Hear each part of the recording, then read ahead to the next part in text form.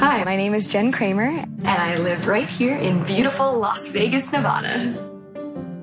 So when I went to Yale, I became a theater major because they didn't have a major in witchcraft and wizardry.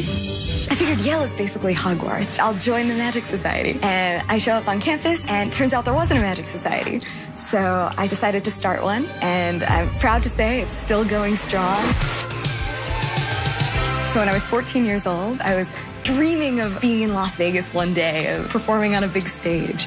Now that I'm doing my show here, there will be girls who come up after the show and say, you know, I never considered magic. But then I saw the show, and, you know, now I think magic is so cool. And that, to me, is so rewarding. I love that about magic.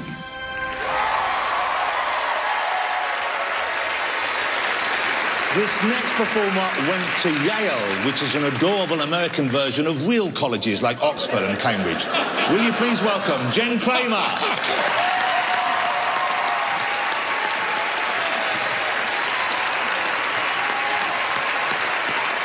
Hi, everyone. Thank you so much for that warm welcome. It is wonderful to be here with you all. I did just graduate from Yale University, and now I'm doing, thank you, now I'm doing magic full-time. Or Mom and Dad, if you're watching, I am a brain surgeon, just like I told you. I do these card tricks to keep my fingers nimble. Thank you. And I'd like to show you right now one of my all-time favorite card tricks. Jonathan, would you join me on stage? Let's hear it for Jonathan Ross, ladies and gentlemen. Thank you very much, Jonathan. So great to meet you. Jonathan, I have a deck of cards here in random order. I'd like you to please take a look at that deck of cards, all mixed up there. Okay. Now, Jonathan, I'm going to give you some very explicit instructions. I need you to do exactly what I tell you to do. Can you do that, Jonathan? I will try my best. Excellent. I know you can do it. You're married, right? You know how to follow instructions. Yes. All right. Here's what we'll do. We'll divide the cards so they're half and half-ish. You're going to take one half. I'm going to take one half. Which half would you like? This half. That half. Go for it. Give that half a shuffle, if you would. Really mix it up well there. More you shuffle? got them however much you'd like. It's up to you. They're You're all fully set. shuffled. Great. Now I'm going to turn around so that I can't possibly see what you're doing, Jonathan. But what I would like you to do is please spread the cards out. You can see just like this. Yep. Spread the cards out so that you can see all of the options. Yep. And then I'd like you to think of any one of those cards that you see. Okay. But have you got one in mind? I've got most in my mind right now, but I'll go back to just one. Okay, I've changed it. I've got one in my mind. You've got one in your mind, and you'll remember that card. I'm going to try my best. Terrific. All right, Jonathan, I'll grab back the cards. We'll shuffle them all together, in fact. Okay. And are you ready for your next instructions? Yes. You've been doing very well following instructions so far. Make sure they're nice and mixed up. Would you hold out, you're right-handed, yes? Would you hold out your left hand, actually, because I'm going to have you deal some cards. Okay. All right, terrific. Now, this is so that the cards are entirely out of my control right now, Jonathan. You've got the cards right there. I have the power. Now, what I'm going to ask you to do is please deal the cards face down onto my palm, starting from the top of the deck until I say stop. All right, and by the way, now that the cards are completely out of my control, you can let everyone know what's the card you're just thinking of. I thought of the 8 of diamonds. The 8 of diamonds? Yes. All right, well, please go ahead, and I'd like you to start dealing down cards there until I say stop. Oh, stop. It was quick, but it was good while it lasted. I've heard that far too often in my life. Now, Jonathan, just to recap here for a moment, you looked at the cards, you were thinking in your mind of a single card, you shuffled the deck, you dealt the cards. Absolutely. Right here, the card you're thinking of, Jonathan?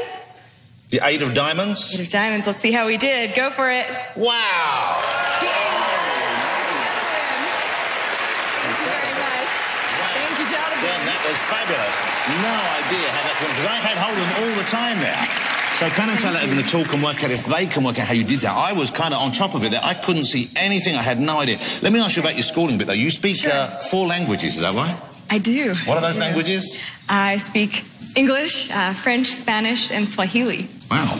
Well, I can see why you'd want to learn some of them, but why French?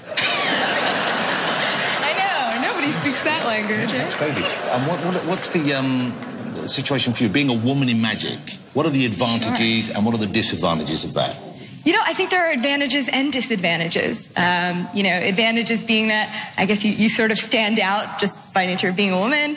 Disadvantages also being that things can be a little bit more challenging. You know, the magic books are written for men in men's clothing and that type of thing. Yeah, I guess because if you're wearing a big jacket, then you could conceal stuff far more easily than coming out with bare sleeves. So, exactly. Yeah. Exactly. Okay, well, I think they're ready now. They've deliberated long enough. Penn? Well, you know, the temptation, because women in magic are so rare, is to talk about how refreshing it is to see someone with a couple of X chromosomes up there. But I don't think that's the most interesting thing about this. The most interesting thing about this is not your gender, but rather that what you did as a trick, and the audience probably can't tell the difference. What you did as a trick was predominantly intellectual.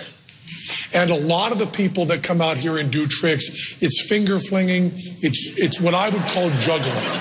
It's a huge amount of physical practice. Yes. What you were doing there is a huge amount of mental practice. As a matter of fact, when you got to the place when you had to do a shuffle that, you had to do your shuffle, yes. You could see that your handling of the cards was not as smooth as your handling of your mind. I'm going to say a couple of names to you. There's a great Spanish magician named Juan Tamariz, and there's another great Chicago magician named Aronson.